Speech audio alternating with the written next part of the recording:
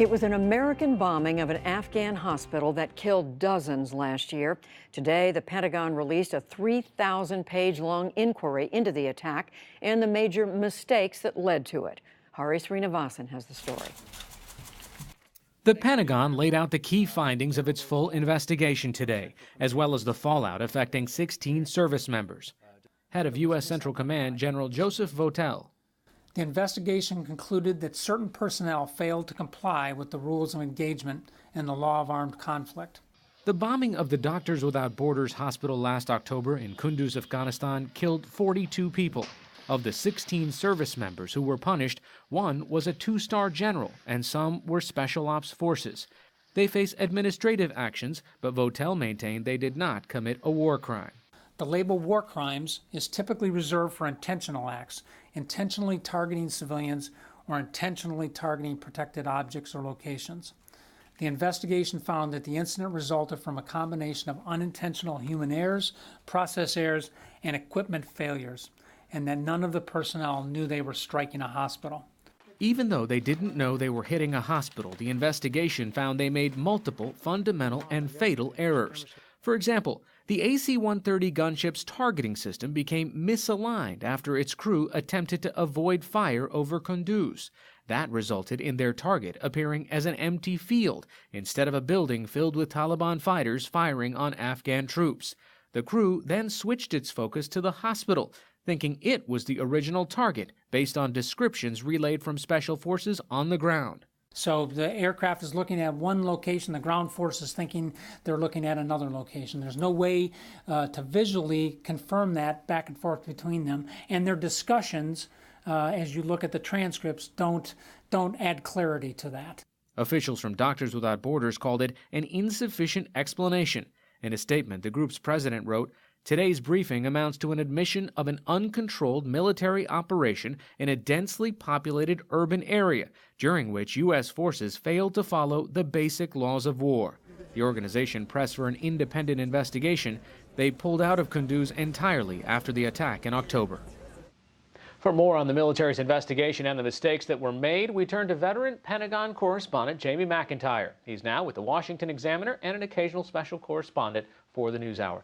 Jamie, when we first started reporting the story when it happened in October, the narrative was that U.S. forces or Afghan forces were under attack and that this air cover was there in almost a defensive capacity. But the report paints a different picture.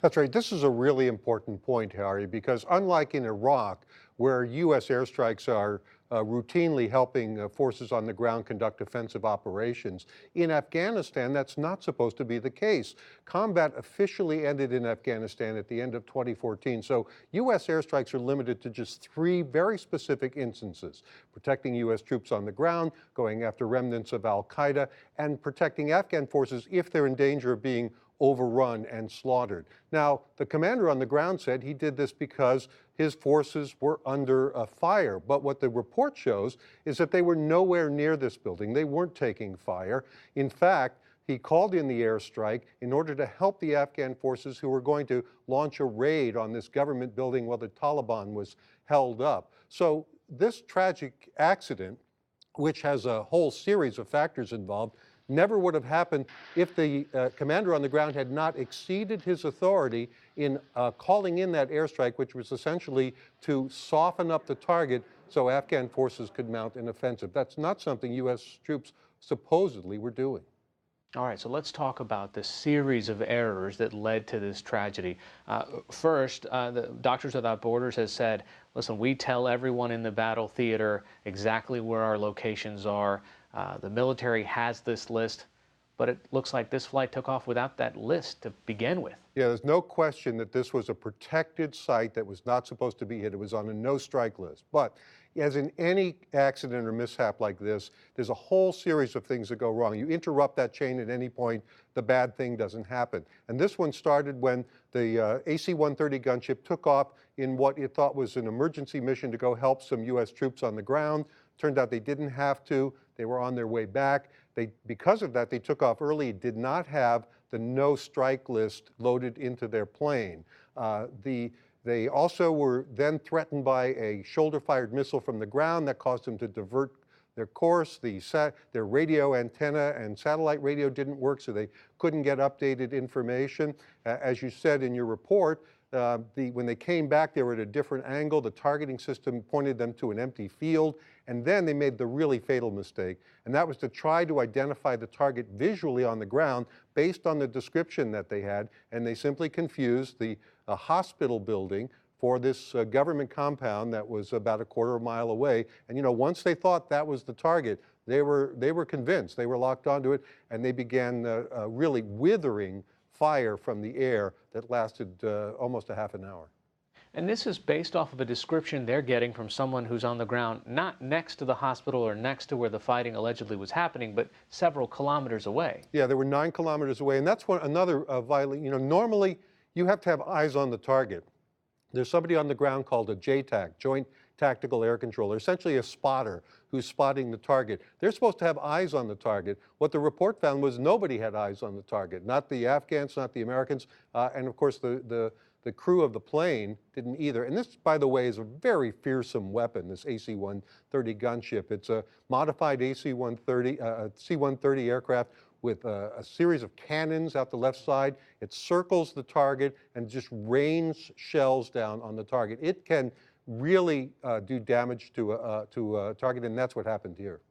Jamie, even in this report, there still seems to be a discrepancy in how long this attack took place. The government has one number and how many minutes the AC-130 was circling this hospital, but the Doctors Without Borders folks in the beginning had a different number. Yeah, so they said it was about an hour and a half.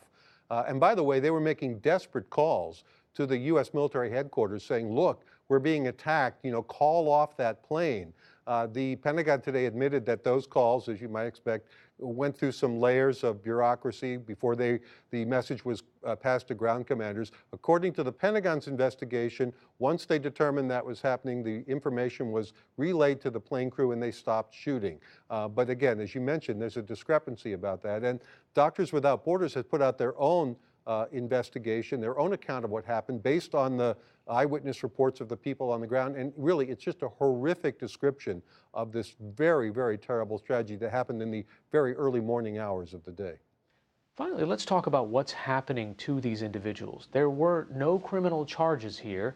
Why, and what happens to these people? Well, they decided not to court-martial anyone because they decided that this was an unintentional act, that at every step of the way people were trying to do the right thing. They just made some very, very terrible mistakes. Now, the people involved in this got reprimands. Some of them got ordered to do training. That in the military is a serious thing. That they refer to that as a career-ending letter of reprimand, because once you get one of these in your file, you're not going to be promoted. In the military, if you're not promoted, you have to leave. So many of these people will end up leaving the military. And the Pentagon has made some changes since then. One thing they're doing now is they're not sending any planes out without preloading the information that has the no strike list. You might think they've been doing that all along, but they weren't. And so they're trying to make sure that this kind of thing doesn't happen again. Washington Examiner, Pentagon correspondent Jamie McIntyre, thanks so much.